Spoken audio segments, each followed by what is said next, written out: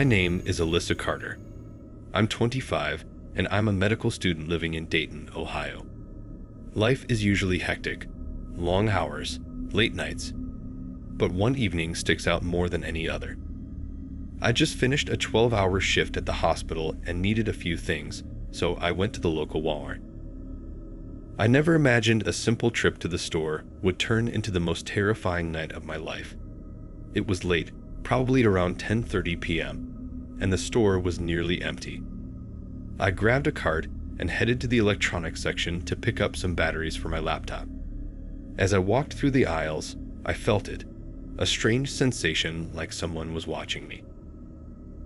I shrugged it off at first, thinking I was just tired.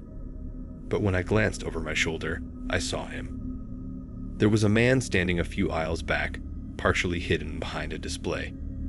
He looked disheveled, like he hadn't showered in days. His clothes were stained, and his eyes, they were fixed on me. I could feel his gaze burning into the back of my head. I told myself it was just a coincidence. Maybe he was just another shopper, minding his own business. So, I picked up the pace, turning into the next aisle. I grabbed what I needed, trying to shake off the feeling, but when I glanced back again, he was still there, closer now, following me. My heart began to race. Every instinct in my body screamed for me to get out of there. I moved quickly toward the checkout, hoping I could lose him. I stood in line, glancing nervously over my shoulder, and there he was, standing near the entrance, staring at me like a predator watching its prey. I tried not to panic, but the unease was building in my chest. I paid for my items and hurried out of the store. The parking lot was dimly lit, and the cold night air stung my face as I walked quickly to my car. I could hear footsteps behind me. My pulse pounded in my ears, and I fought the urge to look back. I fumbled for my keys, my hands shaking. The footsteps grew louder, quicker. I finally turned around, and there he was, running toward me. He was shouting something, but the words were garbled, angry, almost animalistic. My blood ran cold. I yanked my car door open and jumped inside, slamming the door just as he reached me. He threw himself at the car, pounding on the windows with his fists, his face twisted in rage. I could see the madness in his eyes as he screamed incoherently, his fists leaving smudges of dirt and blood on the glass. My heart raced as I fumbled to start the car. My hands were shaking so badly, I could barely get the key into the ignition. Finally, the engine roared to life. I floored the gas, peeling out of the parking lot with him still chasing after me. I didn't stop driving until I was several blocks away, my chest heaving, tears streaming down my face. I thought it was over. I thought I'd escaped. But when I pulled into my apartment complex, I felt that same gut-wrenching dread. There, standing in front of my door, was the man. He had beaten me home. He must have followed me, known where I lived. I couldn't breathe. I was trapped in my car, staring at him from across the parking lot. He was just standing there, grinning at me as if he knew he had me cornered. I grabbed my phone and dialed 911. My voice barely a whisper as I told the dispatcher what was happening. They told me to stay in the car and wait for the police. Minutes felt like hours as I sat there, watching him. He never moved, just stared, that sick smile never leaving his face. When the police finally arrived, he was still there, but as soon as they stepped out of their cars, he bolted into the night, disappearing into the shadows. The police took my statement, but they didn't find him. They said he was probably just some homeless guy, that maybe I'd overreacted. But I knew better. He wasn't just some guy passing through. He'd been following me for weeks. They found evidence later that he'd been watching me, stalking me since the first time he saw me in that Walmart. I moved out of my apartment a few weeks later, but I still feel like he's watching me. Every time I walk into a store, every time I hear footsteps behind me, I can't shake the feeling that he's still out there, waiting for another chance. I came so close to being his next victim, and I still wonder if he's going to try again.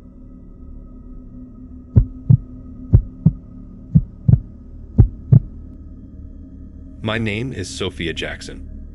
I'm 22 years old, a college student in Wichita, Kansas, juggling classes, assignments, and a part-time job at Walmart to pay for rent and textbooks.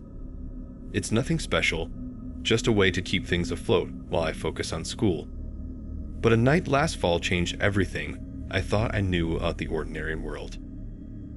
I had been working at Walmart for a few months, usually on the closing shift because it fit around my classes. Most nights were quiet, almost boring. On this particular night, though, I was closing with just one other person, Harold. He was older, probably in his late 50s, always quiet, and kept in himself. I'd see him pushing carts or stocking shelves, but we never spoke much. That night, it was just the two of us in the store as the last few customers trickled out. As the clock neared 11:00 p.m., the store emptied and a strange tension seemed to settle in the air. I was behind the register, finishing some paperwork, when I caught Harold out of the corner of my eye. He was pacing near the electronics section, glancing nervously at the front doors, his lips moving like he was whispering to himself. It made me uneasy, but I tried to ignore it. People have their quirks, right? Maybe he was just having a bad day. But then he came closer, his eyes wide, his face pale as if he had seen something truly horrifying. "They're coming," he muttered, barely loud enough for me to hear. I have to hide. I froze, not sure if I'd heard him right. "Who's coming, Harold?" I asked, trying to keep my voice steady, but he didn't answer me. He just looked at me, fear written all over his face, and then he bolted toward the back of the store, disappearing into the stockroom. I stood there, stunned. What had just happened? My mind raced, trying to make sense of his words. Was he having some kind of breakdown? Or was it a prank? The way he looked at me made me feel like he truly believed what he was saying, but none of it made any sense. And then I heard it, a scream, sharp and sudden, echoing from the back of the store. My heart dropped into my stomach. It sounded like Harold, but more panicked, more desperate than anything I'd ever heard. I hesitated for a moment, debating whether to go check on him or call someone, but something inside me urged me to go. I hurried toward the stockroom, my legs trembling as I pushed open the heavy door. The room was dark, eerily quiet except for the faint hum of the lights. I called out Harold's name, my voice shaking, but there was no response. I flicked on the lights, expecting to see him crouched in some corner, hiding from whatever they were, but the room was empty. Completely empty. There were no signs of a struggle, no toppled shelves, no overturned boxes, nothing that suggested someone had been there at all. It was like he had vanished into thin air. I walked around, my breath quickening with each step. The place felt wrong, like it was holding its breath, waiting for something to happen. I called my manager, trying to sound calm as I explained what had happened. He told me to stay put and that he would be there in a few minutes. When he arrived, he seemed skeptical. We walked through the store together, checking every aisle, every corner, but Harold was nowhere to be found. Then we reviewed the security footage. I watched the monitor, my eyes glued to the screen, expecting to see Harold running to the back of the store just as I had witnessed. But as the footage played, I saw something that chilled me to my core. Harold never left the front of the store. He never went near the stockroom.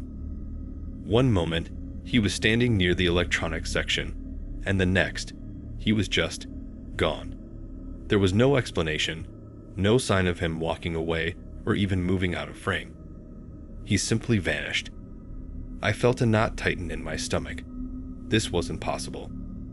I had seen him with my own eyes, heard him speak, heard him scream. But the camera showed nothing. My manager dismissed the situation, chalking it up to a glitch or Harold just leaving without telling anyone. But I couldn't shake the feeling that something far more sinister had happened. I never saw Harold again after that night. No one did. He didn't show up for his next shift, and no one seemed to know where he went. It was as if he had been erased from existence. The official story was that he had quit without notice, but I knew better. I knew something had taken him that night, something that couldn't be explained by cameras or logic. Even now, months later, I sometimes think about that night. I avoid the stockroom at all costs, and whenever I hear strange noises in the store, my mind drifts back to Harold. I can't explain what happened, but I'm certain of one thing. Whatever they were, they found him. And I fear they're still out there, waiting for their next victim.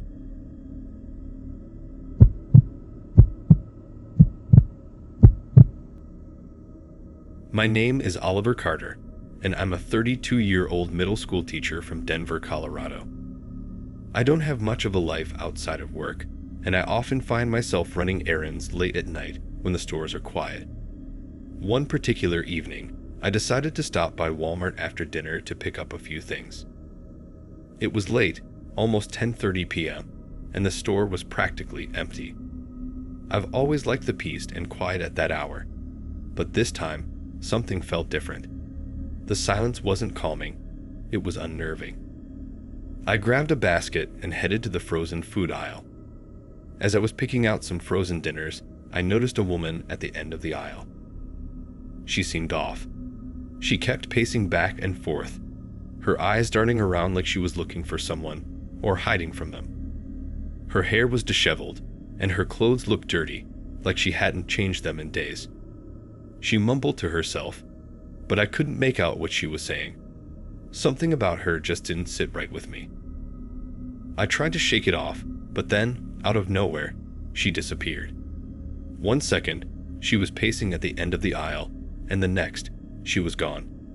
There were no exits nearby, just the freezers lining the walls. My curiosity got the better of me, and I decided to investigate. When I reached the spot where she had been standing, I noticed something strange.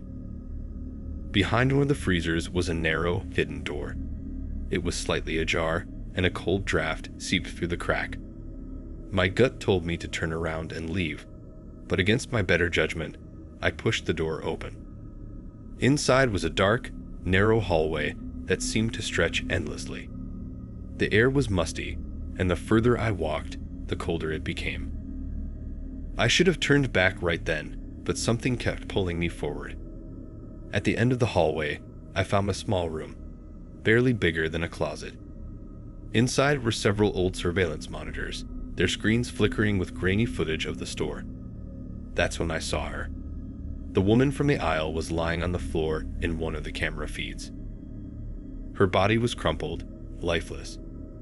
I could barely breathe as I stared at the screen. She wasn't moving, and there was no doubt in my mind she was dead. Panic surged through me, and I turned to leave, but I wasn't alone anymore.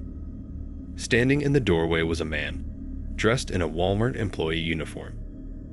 His eyes were dark and empty, and in his hand, he held a knife. My heart pounded in my chest, and I froze, my mind racing for a way out. "Where do you think you're going?" he asked, his voice low and menacing. I backed away, searching for something, anything, that I could use to defend myself. He stepped closer, raising the knife, and I knew I had to act fast. In a moment of desperation, I grabbed a metal shelf from the corner of the room and swung it at him. The impact knocked him off balance, and I didn't waste a second. I bolted down the hallway, my feet barely touching the ground as I ran for the exit. I burst back into the store, gasping for air. My heart was racing, and my mind was in a whirlwind of panic and fear. I ran straight to the front, found a manager, and called the police. I tried to explain what had happened, but by the time the authorities arrived, the hallway was gone. The hidden room, the woman's body, the monitors, everything had vanished. They searched the store from top to bottom, but there was no trace of the woman or the man who had attacked me. It was as if none of it had ever happened. The police left, unconvinced by my story, but I know what I saw. I still have nightmares about that night, about the hidden hallway and the lifeless woman on the floor. I can't help but wonder how many others have disappeared in that store. How many more might vanish before anyone believes me.